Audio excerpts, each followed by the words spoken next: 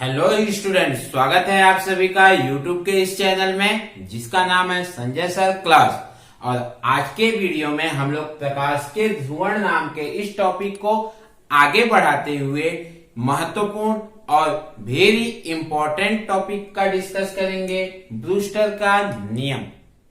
इसके पहले वीडियो में हम लोगों ने प्रकाश का ध्रुवण का बहुत अच्छे से एवं विस्तृत अध्ययन कर चुके हैं। इसमें अब हम लोगों को महत्वपूर्ण नियम है ब्रूस्टर का नियम। स्टूडेंट, नियम जो होते हैं ना, नियम को बड़े ध्यान से सुनना पड़ता है और समझना पड़ता है, क्योंकि इन नियमों के जो स्टेटमेंट होते हैं, इन नियमों के स्टेटमेंट में जो वर्ड्स यूज किए गए होते हैं, जो सेंटेंस यूज किए गए होते हैं, उनको हम अपने अनुसार बदल नहीं सकते हैं। वो जिस प्रकार सामने वाले ने हमको नियम दिए हैं, हम उसके स्टेटमेंट को उसी तरह लिखते हैं। उसमें हम अपनी भाषा का प्रयोग नहीं कर सकते हैं। हाँ, हम उसको फील जरूर कर सकते हैं कि ये नियम कैसे कार्य करता है। ठीक है, देख चालू करते हैं। हम लोगों ने दो प्रकाश को पिछले में पढ़ा था। क्या एक साधारण प्रकाश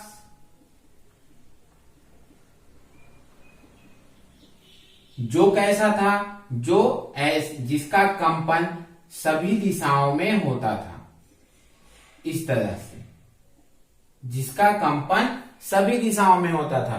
और दूसरा हम लोगों ने पढ़ा था क्या, ध्रुवित प्रकाश। और ध्रुवित प्रकाश कैसा होता था? ध्रुवित प्रकाश एक विशेष दिशा में ही कंपन करती थी, ऐसे। आप लोगों ने अगर पिछला वीडियो नहीं देखा होगा तो प्लीज मैं चाहूंगा कि पहले आप लोग उस वीडियो को देख लीजिए, अदरवाइज प्रकाश का ध्रुवण होता क्या है ये समझ ही नहीं आएगा। और जब प्रकाश का ध्रुवण समझ में नहीं आएगा ना, तब ये ब्रूस्टर का नियम भी समझ में नहीं आएगा। ठीक है, चलिए ध्रुवित प्रकाश को अब हम जानेंगे कैसे कि ये ध्रुवित प्रकाश है या नहीं है। साधारण प्रकाश को तो हम समझ सकते हैं, लेकिन हम ध्रुवित प्रकाश को जानेंगे कैसे कि ये ध्रुवित प्रकाश है या नहीं है। इसके लिए हम लोग क्या करेंगे, टर्मलाइन क्रिस्टल लेंगे। ठीक है, टर्मलाइन क्रिस्टल लेंगे और दो टर्मलाइन क्रिस्टल लेके, दोनों ये टर्मलाइन क्रिस्टल है, दोनों को ऐसे रखेंगे। ऐसे में अगर सामने प्रकाश दिखाई दे रहा है, अब इसको क्या करेंगे, इसके लंबवत रखेंगे। लंबवत रख के देखेंगे कि क्या हमको प्रकाश दिखाई दे रहा है कि नहीं, क्या प्रकाश की तीव्रता वही है या नहीं। यदि ऐसे में प्रकाश की तीव्रता अधिकतम है और ऐसे 90 कर देते हैं, प्रकाश की तीव्रता 0 हो जाती है, मतलब हमको कुछ दिखाई नहीं दे रहा है। मतलब क्या है, वो ध्रुवित प्रकाश है। ठीक है, ऐसे रखे हम, एक टर्मलाइन क्रिस्टल, दूसरा टर्मलाइन क्रिस्टल। हमको अब प्रकाश की तीव्रता अधिकतम दिख रही है, इसको 90 डिग्री पे रखेंगे। यदि प्रकाश की तीव्रता 0 हो जाती है तो वो कौन सी प्रकाश है, ध्रुवित प्रकाश है। ठीक है, ऐसा क्यों? हम लोगों ने देखा था कि टर्मलाइन क्रिस्टल के जो परमाणु की संरचना होती है वो कैसी होती है, ऐसी खिड़की नुमा होती है। इन खिड़की नुमा में वही इलेक्ट्रॉन पार हो सकते हैं जिनका कंपन ऐसे खिड़की के ऐसे हो। यदि कंपन ऐसे होगी तो वो पार नहीं होगी, कंपन ऐसे होगी तो वो पार नहीं होगी। ठीक है, और जब ऐसे में पार नहीं होगी, केवल ऐसे वाली पार होगी, मतलब वो प्रकाश क्या है, समतल ध्रुवित प्रकाश है। ठीक है, अगर हम लोग ये जानना चाहें कि हमारे पास एक क्रिस्टल है, तब हम कैसे जानेंगे? तब भी हम जान सकते हैं, क्योंकि ध्रुवित प्रकाश क्या है, एक ही विशेष दिशा में है। यदि हमारा खिड़की ऐसे रहेगा, ऐसे रहेगा, तो प्रकाश की तीव्रता क्या होगी, अधिकतम होगी। ऐसे रहेगा टर्मलाइन क्रिस्टल, तो प्रकाश की तीव्रता क्या होगी, अधिकतम होगी। अब हम इस टर्मलाइन क्रिस्टल को ऐसे कर देंगे, और जब ऐसे कर देंगे तो इसमें क्या होगा, प्रकाश की तीव्रता क्या हो जाएगी, 0 हो जाएगी। और 0 हो जाएगी मतलब हमको प्रकाश दिखाई नहीं देगा। नहीं देगा मतलब क्या है, समतल ध्रुवित प्रकाश है। क्यों? क्योंकि हम जब टर्मलाइन क्रिस्टल को ऐसे कर देते हैं तो होता क्या है, अब ध्रुवित प्रकाश तो ऐसे है, ऐसे है तो इस क्रिस्टल से पार कहाँ होगा, नहीं होगा, और जब नहीं होगा तो हमको दिखाई भी नहीं देगा। लेकिन क्रिस्टल को जब हम ऐसे करेंगे, इस अवस्था में पार हो जाएगा, और इस अवस्था में इसकी तीव्रता क्या होगी, अधिकतम होगी। ठीक है, तो ये तो हो गया, हम ऐसे जानेंगे क्या कि ये ध्रुवित प्रकाश है। और सामान्य प्रकाश को कैसे जानेंगे, सामान्य प्रकाश में हम क्रिस्टल को कैसे भी घुमाएंगे, ऐसे घुमाएंगे तो ऐसे वाला पार होगा, ये वाला पार होगा। ठीक है, इसको ऐसे घुमा देंगे तो ए वाला पार हो जाएगा, ऐसे घुमाएंगे तो ए वाला पार होगा, ऐसे घुमाएंगे तो ये वाला पार होगा। ठीक है, मतलब क्रिस्टल को हम कैसे भी घुमाएंगे, अगर सामान्य प्रकाश है तो हमको दिखाई देगा ही देगा, लेकिन ध्रुवित प्रकाश यदि है तो वो हमको दिखाई नहीं देगा। ठीक है, तो ब्रूस्टर ने किया क्या था, अब ब्रूस्टर के नियम को जान लेते हैं। अब तो हम समझ गए कि ध्रुवित प्रकाश को हम कैसे जानेंगे और सामान्य प्रकाश को कैसे जानेंगे।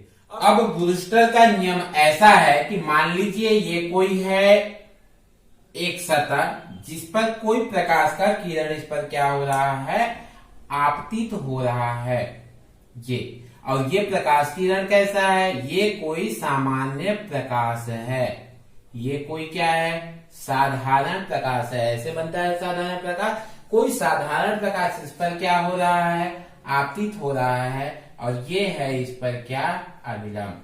और स्टूडेंट, हम लोगों ने किरण प्रकाशिकी के पहले वीडियो में ये देखा था कि जब कोई प्रकाश किरण किसी पृष्ठ पर आपतित होती है तो उस पर तीन घटनाएं होती हैं। कुछ किरणें इस पर आपतित होने के पश्चात उसी दिशा में वापस मुड़ जाती है, इस घटना को क्या कहते हैं, परावर्तन कहते हैं। कुछ किरणें इस पर आपतित होने के पश्चात अंदर में प्रवेश करती हैं और अपने पथ से विचलित हो जाती हैं, इस घटना को अपवर्तन कहते हैं।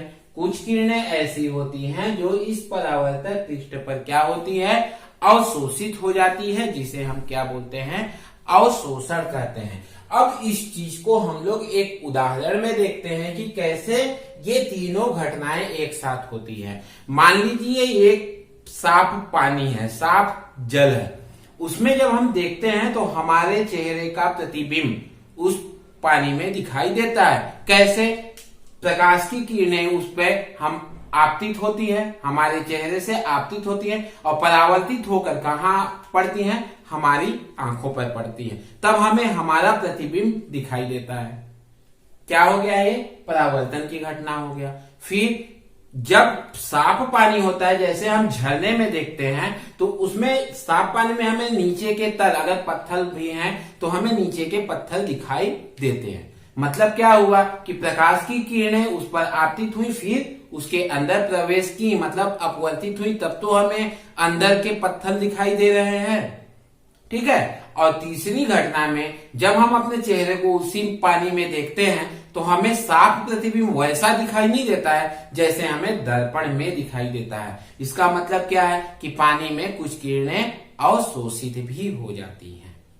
ठीक है, उसी प्रकार इस सतह पर जब कोई किरण आपतित होती है तो कुछ किरणें, कुछ प्रकाश तरंगे इस पर अवशोषित होंगी, कुछ अपवर्तित होंगी, और कुछ क्या होंगी, परावर्तित होंगी। मान लेते हैं ये किरण इस पर क्या हो गई, ऐसे परावर्तित हो गई। ठीक है, ये आपतन कोण है, इस आपतन कोण पर ये क्या आपतित हुआ, ये परावर्तित हो गया। इनमें से कुछ किरणें क्या हुई, ऐसे क्या हुई, अपवर्तित हो गई। ठीक है, अब क्या होता है, ब्रूस्टर ने ये देखा, ब्रूस्टर ने अपने प्रेक्षण में ये देखा कि जब कोई प्रकाश किरण इस सतह पर आपतित हो रही है तो इन परावर्तित किरणों में कई किरणें ऐसी होती हैं जो कैसी होती हैं, समतल ध्रुवित प्रकाश होती हैं। ठीक है, जैसे जैसे इस आपतित किरण में इस आपतन कोण के मान को बढ़ाते हैं, समतल ध्रुवित प्रकाश क्या होती है, इसकी मात्रा बढ़ने लगती है और अधिक समतल ध्रुवित होने लगती है। ठीक है, और एक विशेष कोण पर ऐसा मिलता है जब ये प्रकाश जो है, ये परावर्तित किरण जो है वो पूर्णतः क्या होती है, 100% क्या होती है, समतल ध्रुवित हो जाती है। फिर से समझिएगा। ब्रूस्टर ने ये देखा कि जब कोई प्रकाश तरंग इस पृष्ठ पर आपतित हो रही है तो कुछ क्या हो रहे हैं, अपवर्तित हो रहे हैं, कुछ परावर्तित हो रहे हैं और कुछ क्या हो रहे हैं, अवशोषित हो रहे हैं। जब इस आपतन कोण पे देखा, ब्रूस्टर ने यह अध्ययन किया कि जब इस पर आपतित हो रही है, एक परावर्तित हो रही है, तो इसमें कई प्रकाश तरंगे ऐसी हैं, कई प्रकाश किरणें ऐसी हैं जो क्या हो रही हैं, ध्रुवित होते जा रही हैं। जैसे जैसे इस आपतन कोण के मान को बढ़ाया जा रहा है, वैसे वैसे ये प्रकाश क्या हो रहा है, और ज्यादा ध्रुवित हो जा रहा है, और एक ऐसा आपतन कोण का मान आता है जिस पर इस परावर्तित किरण ये जो है वो क्या होती है, 100% पूर्णतः क्या होती है, ध्रुवित हो जाती है। क्लियर हुआ? क्या होता है, एक विशेष कोण पर, और इस ध्रुवण कोण को दर्शाते हैं किससे, IP से। अब ये कोण क्या हो गया, IP हो गया, ठीक है, या फिर इसे ही ब्रूस्टर कोण भी कहते हैं। और कुछ किताबों में इस IP के जगह पे IB मतलब क्या होता है, ब्रूस्टर, P मतलब क्या होता है, पोलराइज मतलब ध्रुवण, ठीक है। इस विशेष कोण को क्या बोलते हैं, ध्रुवण कोण या ब्रूस्टर कोण, ठीक है। मतलब क्या हुआ, जब कोई प्रकाश किरण इस पर आपतित होती है तो कई किरणें अपवर्तित, कई किरणें अवशोषित और कई किरणें परावर्तित हो जाती हैं। परावर्तित किरणों में ब्रूस्टर ने ये देखा कि जैसे जैसे ध्रुवण कोण का मान बढ़ाते हैं, इन परावर्तित किरणों में कुछ किरणें क्या होती हैं, ध्रुवित होते जाती हैं। मतलब क्या हुआ कि ये एक विशेष दिशा में ही क्या करती हैं, कंपन करती हैं, ठीक है। लंबवत तो होती ही हैं, लेकिन लंबवत तो होती हैं, हमने देखा है कि ये लंबवत तो होती ही हैं, लेकिन ये सभी दिशाओं में कंपन नहीं करती हैं। इस तरह एक विशेष दिशा में ही कंपन करती हैं। विशेष दिशा में कंपन करती हैं तो क्या होता है, ये ध्रुवित होते जाती हैं। तो जैसे जैसे इस कोण का मान बढ़ाते हैं, वैसे वैसे ये क्या होता है, और ज्यादा ध्रुवित होते जाता है। एक विशेष परिस्थिति आती है जिसके लिए इस परावर्तित किरण क्या होता है, 100% समतल ध्रुवित हो जाता है, और उस स्थिति में इस कोण को बोलते हैं क्या, हम ध्रुवण कोण। क्लियर है? ये तो हो गया इसका क्या, परिभाषा की। एक विशेष आपतन कोण पर परावर्तित किरण क्या होती है, पूर्णतः समतल ध्रुवित हो जाती है, और इस विशेष कोण को क्या बोलते हैं, कोण कहते हैं। और इसका नोटिफिकेशन मतलब इसको दर्शाते किससे हैं, IP से दर्शाते हैं। अब ब्रूस्टर ने क्या किया, इसमें एक और चीज का ऑब्जर्व किया और एक नियम उसको दिया। उसने ये ऑब्जर्व किया कि इसका जो अपवर्तनांक म्यू होता है वो इस ध्रुवण कोण IP के क्या होता है, स्पर्श ज्या के बराबर होता है, ठीक है ना। ये कौन सा माध्यम हुआ, ये वायु हुआ, ठीक है, ये वायु हुआ। और ये कोई माध्यम, सपोज अभी हम लोग जल का बात किए, मान लेते हैं ये माध्यम क्या है, जल, ठीक है। ये माध्यम हुआ, और माध्यम का जो अपवर्तनांक है वो इस ध्रुवण कोण के क्या होता है, स्पर्श ज्या के बराबर होता है। इस चीज का ऑब्जर्व किया, किसने किया, ब्रूस्टर ने किया। पहले तो उसने ये परिभाषा, ये प्रेक्षण किया। इस प्रेक्षण के बाद उसने ये ऑब्जर्व किया, ये पाया कि इस माध्यम का जो अपवर्तनांक होता है वो इस ध्रुवण कोण के स्पर्श ज्या के बराबर होता है, और इसी आधार पे उसने इसको क्या, नियमों में प्रतिपादित कर दिया और इसका एक स्टेटमेंट दे दिया। स्टेटमेंट क्या दिया इन्होंने, माध्यम का अपवर्तनांक ध्रुवण कोण की स्पर्श ज्या के क्या होता है, बराबर होता है, ठीक ना। ये इसने क्या किया, ये इसने नियम दे दिया, ठीक है। और इस नियम के आधार पर अब आगे बढ़ते हैं। हम लोगों ने स्नेल के नियम से ये देखा है, क्या, स्नेल के नियम से, स्नेल के नियम में क्या मिलता है अपने को, आपतन कोण और अपवर्तन कोण। यदि हम लोग इसका नामकरण कर दें कि मान लेते हैं ये कोण, ये कोण किसके बराबर होगा? हम लोगों ने नियम पढ़ा था, आपतन कोण और परावर्तन कोण क्या होते हैं? बराबर होते हैं। मतलब ये वाला कोण क्या होगा? ये वाला भी कोण इस आपतन कोण के बराबर होगा, आईपी होगा, ठीक है। और ये वाला कोण क्या है? अपवर्तन कोण है, इसको मान लेते हैं क्या है? ये आर है।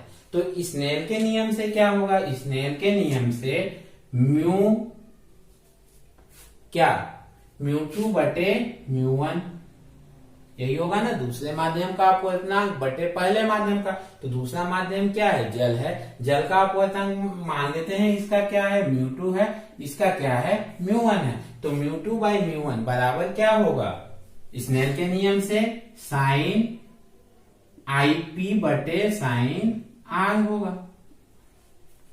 यही तो होता है। अब अगर इसको इक्वेशन नंबर 1 और इसको इक्वेशन नंबर 2 दें, ठीक ना। अभी इसको इक्वेशन नंबर 2 नहीं देते, इसमें थोड़ा सा और आगे बढ़ते हैं। म्यू1 क्या है? वायु का है, वायु का अपवर्तनांक। और वायु का अपवर्तनांक क्या मानते हैं? कितना होता है? 1 होता है, ठीक है। और म्यू2 को यदि हम लोग लिख दें, म्यू2 बराबर क्या लिख दें? म्यू, तो क्या हो जाएगा? ये म्यू बराबर साइन आईपी बटे साइन आर होगा। अब देते हैं इसको समीकरण नंबर 2 और समीकरण 1 और 2 को देखते हैं। समीकरण 1 और 2 को देखने से क्या मिलेगा? समीकरण 1 व 2 से क्या मिलेगा? म्यू बराबर 1 ही है, तो क्या बचा? साइन आईपी बटे साइन आर बराबर क्या बचा? Ten IP. टेन का सूत्र क्या होता है? टेन थीटा बराबर साइन थीटा बटे कॉस थीटा तो होता है। तो टेन थीटा की जगह पे क्या लिख दें? साइन थीटा मतलब साइन आईपी बटे कॉस थीटा मतलब कॉस आईपी, ठीक है। साइन से साइन क्या होगा? कट जाएगा। साइन से साइन क्या होगा? ये साइन से ये साइन क्या हुआ? कट गया। तो बचा क्या? साइन आर बराबर कॉस आईपी। साइन आर बराबर कॉस आई पी, ठीक है। अब कॉस थीटा बराबर क्या होता है? गणित का जो सूत्र होता है ये कि sine 90 minus theta, sine 90 minus theta बराबर क्या होता है? कॉस थीटा होता है। मतलब इस कॉस आईपी को हम ऐसा लिख सकते हैं, कॉस थीटा को ऐसा लिख सकते हैं ना, तो कॉस आईपी को भी ऐसा लिख सकते हैं। तो क्या हो जाएगा? तो साइन आर बराबर क्या हो जाएगा? साइन 90 माइनस आईपी हो जाएगा, ठीक है। अब दोनों तरफ साइन साइन है, हट जाएंगे तो बचेंगे क्या? आर बराबर 90 माइनस आईपी, ठीक है। आईपी को इधर ले आते हैं, क्या हो जाएगा? IP plus R equal to 90 degree. IP plus R equal to 90 degree. IP क्या है? ये वाला एंगल है। आर क्या है? ये वाला एंगल है। ये टोटल क्या है? ये टोटल क्या है? ये कितने अंश का कोण बन रहा है? ये टोटल यहां से लेकर यहां तक, ये टोटल कितने अंश का कोण बन रहा है? 180 अंश का बन रहा है। क्यों? क्योंकि ये सरल रेखा है, और सरल रेखा है ऐसे, इसका नाम दे देते हैं क्या हम? एम एन, ठीक है। ये ओ देखिए, तो ये क्या है? एम ओ एन क्या है? एक सरल रेखा है। सरल रेखा का कोण कितने अंश का होता है?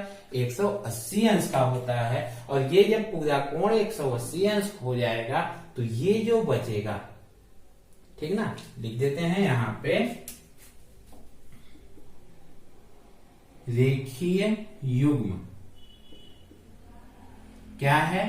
एमओपी में, एमओपी इधर की बात कर रहा हूं, ठीक है। एमओपी तो इधर भी है, लेकिन अभी हम किधर चल रहे हैं? इधर चल रहे हैं। तो ये क्या होगा? रेखीय एमओपी में कोण एमओपी बराबर कितना हो जाएगा? 180 अंश हो जाएगा। और 180 अंश में 3 कोण है, एक ये वाला है, एक ये वाला है और एक ये वाला है ना। कौन सा है, आईपी है प्लस कोण, इसका क्या नाम दे देते हैं, इसका दे देते हैं पी और इसका नाम दे देते हैं क्यू। तो क्या पीओक्यू भी है, कोण पीओक्यू भी है प्लस आर भी है, तीनों का योग कितना हो जाएगा 180 अंश हो जाएगा। अब आईपी प्लस आर का मान कितना है, यहाँ 90 डिग्री है, तो क्या बचा, कोण पीओक्यू बराबर क्या हो जाएगा 180 माइनस 90, मतलब कोण पीओक्यू बराबर क्या हो जाएगा 90 डिग्री। और कोण पीओक्यू किसके किसके बीच में बन रहा है, ये क्या है, ये है परावर्तित किरण, ये क्या है अपवर्तित किरण, ठीक ना। और ये परावर्तित किरण किस पर है, इस ध्रुवण कोण पर है। मतलब ध्रुवण कोण की स्थिति में क्या होगा, परावर्तित किरण और अपवर्तित किरण क्या होंगे, परस्पर लंबवत। 90 डिग्री बन रहा है, 90 डिग्री बन रहा है तो क्या होते हैं, लंबवत ही तो होते हैं, ठीक है। तो ये परावर्तित किरण और ये अपवर्तित किरण दोनों क्या हुए, अब क्या हो गए, ये लंबवत हो गए। मतलब इन दोनों के बीच में क्या हो गया, 90 अंश का कोण बन रहा है, ठीक है। इस स्थिति में, किस स्थिति में बना ये, जब ध्रुवण कोण हुआ। ध्रुवण कोण कब होता है, ध्रुवण कोण की स्थिति में परावर्तित किरण पूर्णतः मतलब 100% क्या होती है, समतल ध्रुवित होती है। क्लियर हुआ स्टूडेंट। प्रकाश का ध्रुवण में आज ब्रूस्टर का नियम हम लोगों ने जाना। ब्रूस्टर के नियम में हम लोगों ने जाना, जब कोई प्रकाश किरण किसी पृष्ठ पर आपतित हो रही है तो उस पर अपवर्तन, परावर्तन एवं अवशोषण तीनों घटनाएं होती हैं। कुछ किरणें अपवर्तित हुई, कुछ इस पर अवशोषित हुई और कुछ परावर्तित हुई। जैसे जैसे ध्रुवण कोण मतलब जैसे जैसे आपतन कोण को हम बढ़ाते हैं, हम देखते हैं कि इस परावर्तित किरणों में हमको ध्रुवित प्रकाश मिलने लगती है।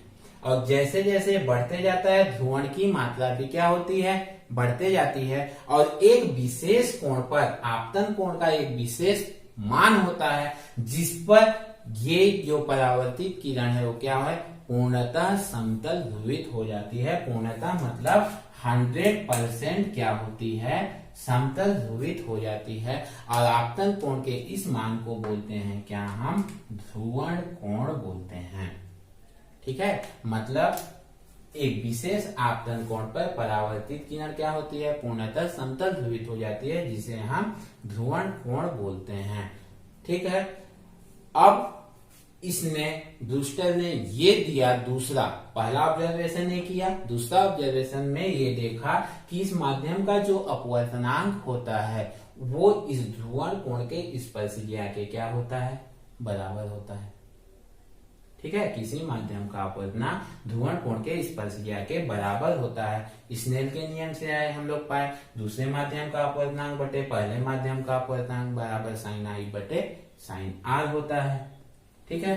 अब वायु का अपवर्तनांक एक ही तो होता है और इसको मान लेते हैं इस माध्यम का अपवर्तनांक क्या है, म्यू। तो म्यू बराबर क्या मिलेगा, साइन आई पी बटे साइन आर। अब इनको और इसको बराबर करके हम लोगों ने पाया कि इस आई पी और आर, इन दोनों का योगफल कितना होता है, 90 डिग्री होता है। जब इन दोनों का योगफल 90 होता है तो इसका क्या होगा, इसका भी 90 डिग्री हुआ। और इसका 90 डिग्री हुआ मतलब ये कि आपतन कोण के ध्रुवण कोण पर जब कोई प्रकाश किरण आपतित होता है, ये ध्रुवण कोण ही तो है, ध्रुवण कोण पर जब कोई प्रकाश किरण आपतित होता है तो परावर्तित किरण और अपवर्तित किरण परस्पर क्या होते हैं, लंबवत होते हैं, ठीक है स्टूडेंट। ये है ब्रूस्टर का नियम, ठीक है। और इसी के साथ साथ आपके तरंग प्रकाशिकी का ये चैप्टर भी समाप्त होता है।